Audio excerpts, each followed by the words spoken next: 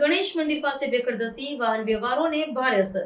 ડાંગ જિલ્લામાં વરસી રહેલા વિરત વરસાદને કારણે સાપુતારામાં ઘાટ માર્ગ પર ભેખડ ધસી પડવાની ઘટના બની છે. સાપુતારા માલેગાંવ માર્ગ પર ગણેશ મંદિર નજીક પહાડ પરથી માટી અને મોટા પથ્થરો રસ્તા પર ધસી આવતા વાહન વ્યવહાર સંપૂર્ણપણે ખોરવાઈ ગયો હતો. આ ઘટનાને પગલે માર્ગની બંને તરફ વાહનોની લાંબી કતારો લાગી હતી, જેના કારણે પ્રવાસીઓ અને સ્થાનિકોને ભારે હાલાકીનો સામનો કરવો પડ્યો હતો. ચોમાસાની ઋતુમાં ડાંગ જિલ્લો અને ખાસ કરીને સાપુતારામાં ભારે વરસાદને કારણે અવારનવાર ભેખડ ધસવા જેવી કુદરતી આપત્તિઓનો સામનો કરે છે. સતત વરસાદને લીધે પહાડોની માટી પહોંચી પડી જાય છે, જેના કારણે આવી ઘટનાઓ બને છે. સદભાગ્ય દુર્ઘટનામાં કોઈ પ્રકારની જાનહાનિના સમાચાર પ્રાપ્ત થયા નથી. આ ઘાટ માર્ગ મહારાષ્ટ્ર અને ગુજરાત સાથે જોડતો મુખ્ય માર્ગ હોવાથી વાહન વ્યવહાર ખોરવાતા તેની વ્યાપક અસર જોવા મળી હતી.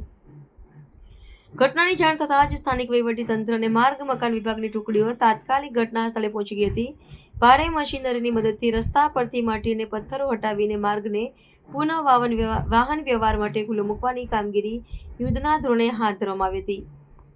તંત્ર દ્વારા વાહન ચાલકોને સાવચેતીપૂર્વક અને ધીમી ગતિએ વાહન ચલાવવા માટે સૂચના આપવામાં આવી છે, કારણ કે હજુ પણ વરસાદી માહોલ યથાવત હોવાથી વધુ ભેખડો ધસી પડવાની સંભાવના રહેલી છે.